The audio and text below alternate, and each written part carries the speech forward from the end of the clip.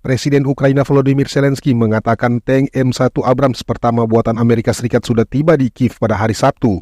Abrams sudah tiba di Ukraina dan sedang bersiap untuk memperkuat brigade kami, kata Zelensky di Telegram.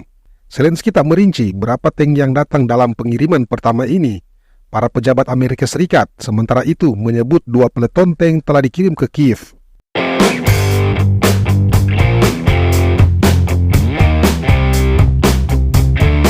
Dilansir dari New York Times, kedatangan Abrams di Ukraina ini lebih cepat beberapa bulan dari waktu yang diperkirakan. Menurut 2 pejabat Amerika Serikat yang ingin anonim, tank-tank tersebut merupakan yang pertama dari total 31 tank yang dijanjikan Washington kepada Kiev. Para pejabat juga mengatakan tank-tank M1 Abrams lainnya bakal dikirim ke Ukraina dalam beberapa bulan mendatang. Tank Abrams selama ini diidam-idamkan Ukraina karena disebut-sebut memiliki kemampuan fantastis. Abrams akan menjadi salah satu kendaraan lapis baja yang digunakan Ukraina memukul mundur pasukan Rusia maupun merebut kembali wilayah yang telah dikuasai Kremlin. Memiliki kemampuan super, Kepala Intelijen Militer Ukraina Airlo Bunanov menilai Abrams perlu dikerahkan dengan cara yang sangat disesuaikan untuk operasi yang sangat spesifik dan direncanakan dengan baik. Jika tidak, tank itu berisiko dihancurkan. Budanov menyebut Abrams tidak akan bisa hidup lama di medan perang jika tak ada perencanaan matang.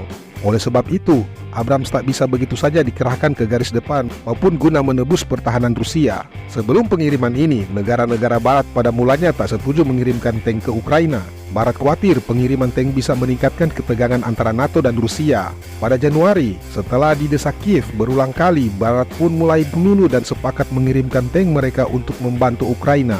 Beberapa yang disepakati yakni tank Abrams milik Amerika Serikat, Leopard milik Jerman, hingga Challenger 2 milik Inggris.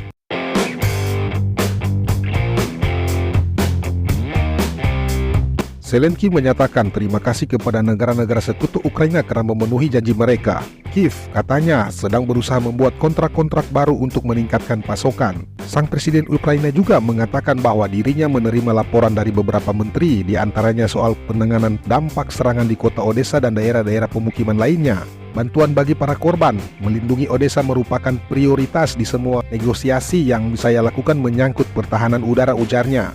Ia mengatakan bahwa persiapan menghadapi musim dingin sedang dilakukan, terutama menyangkut perlindungan infrastruktur utama, tempat-tempat penampungan serta pusat-pusat pengungsian. Pada 21 September dalam pertemuan dengan Zelensky, Presiden AS Joe Biden mengumumkan rencana bahwa AS akan mengirim tank-tank Abrams ke Ukraina.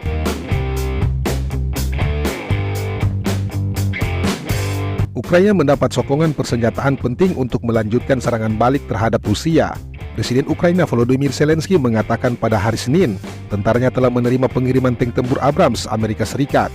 Pengiriman armada tempur terbaru ini dapat meningkatkan kemampuan pasukan Kiev dalam serangan balasan yang berjalan lambat terhadap pasukan Moskow. Kabar baik dari Menteri Pertahanan Rustem Umerov, Abrams sudah berada di Ukraina dan bersiap memperkuat brigade kami, kata Zelensky dalam sebuah pernyataan di media sosial. Ukraina mengumumkan upaya untuk merebut kembali wilayah dari pasukan Rusia pada Juni.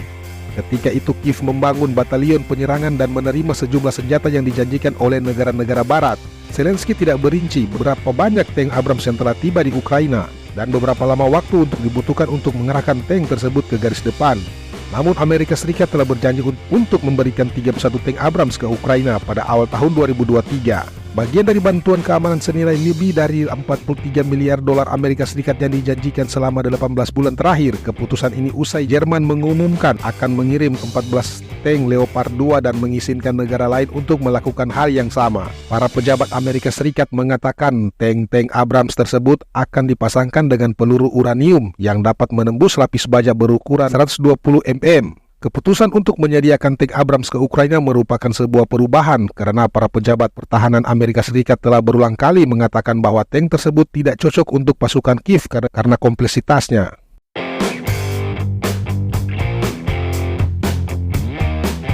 Perang di Ukraina terus berlanjut, bahkan pasukan Ukraina telah melakukan serangan balik. Laporan terbaru pada Senin, pasukan khusus Ukraina telah membunuh Komandan Armada Laut Hitam Rusia Viktor Sokolov di Crimea. Dia dibunuh bersama dengan 33 perwira lainnya dalam serangan rudal sepekan lalu terhadap markas Armada Laut Hitam Rusia di Pelabuhan Sevastopol. Sedangkan pihak berwenang yang ditempatkan di Sevastopol oleh Rusia mengambil tindakan ekstra untuk mengatasi peningkatan serangan Ukraina terhadap wilayah itu. Crimea menjadi landasan bagi Rusia untuk melancarkan banyak serangan udara terhadap Ukraina dalam perang yang telah berlangsung selama 19 bulan. Pasukan khusus Ukraina mengatakan bahwa mereka telah membunuh laksamana tertinggi Moskow di Crimea bersama dengan 33 perwira lainnya dalam serangan rudal pekan lalu di markas Armada Laut Hitam. Kementerian Pertahanan Rusia tidak segera menanggapi ketika diminta oleh Reuters untuk mengonfirmasi hal ini. Dan juga Moskow tak menyangkal bahwa Laksamana Viktor Sokolov, Komandan Armada Laut Hitam dan salah satu perwira Angkatan Laut Rusia yang paling senior telah terbunuh.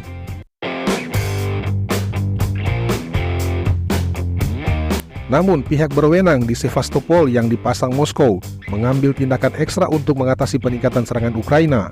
Wilayah Crimea ini sebuah kawasan penting yang menjadi landasan bagi Rusia untuk melancarkan banyak serangan udaranya ke Ukraina dalam perang yang berlangsung selama 19 bulan ini.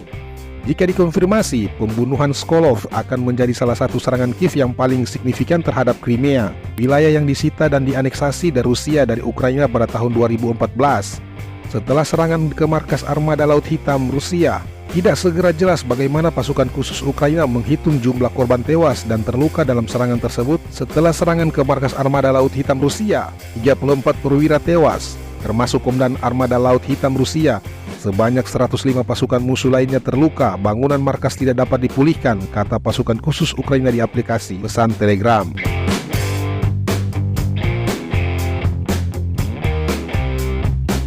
Tidak segera jelas bagaimana pasukan khusus Ukraina menghitung jumlah korban tewas dan terluka dalam serangan tersebut, sementara tidak dapat memverifikasi laporan tersebut secara independen. Masing-masing pihak terkadang membesar-besarkan kerugian musuh dalam perang dan tidak banyak bicara tentang kerugian mereka sendiri. Dalam sebuah pernyataan setelah serangan itu, Kementerian Pertahanan Rusia mengatakan bahwa seorang prajuritnya hilang. Hal itu merevisi pernyataan sebelumnya yang mengatakan bahwa prajurit tersebut telah tewas.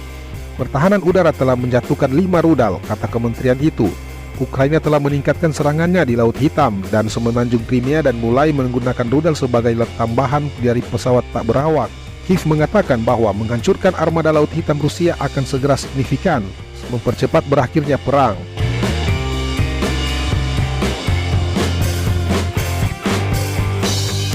Awal bulan ini, Kementerian Pertahanan Rusia mengatakan bahwa Ukraina menyerang galangan kapal Angkatan Laut Hitam dengan 10 rudal jelajah. Menyerang galangan kapal Angkatan Laut Hitam dengan 10 rudal jelajah.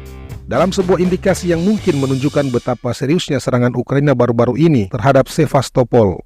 Gubernur kota yang dilantik oleh Rusia mengadakan pertemuan pada hari Senin untuk menyusun sistem pertahanan dan sistem peringatan serangan yang lebih baik untuk kota tersebut.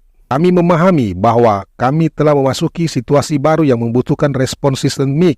Demikian pernyataan Gubernur Rusia, Mikhail Rasosayev, kepada pemerintahnya.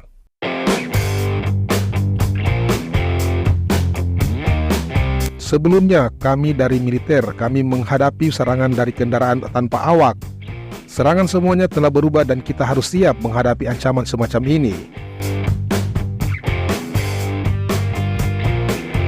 Demikian informasi disampaikan hari ini. Sampai bertemu di lain kesempatan. Tetap semangat dan jaga kesehatan.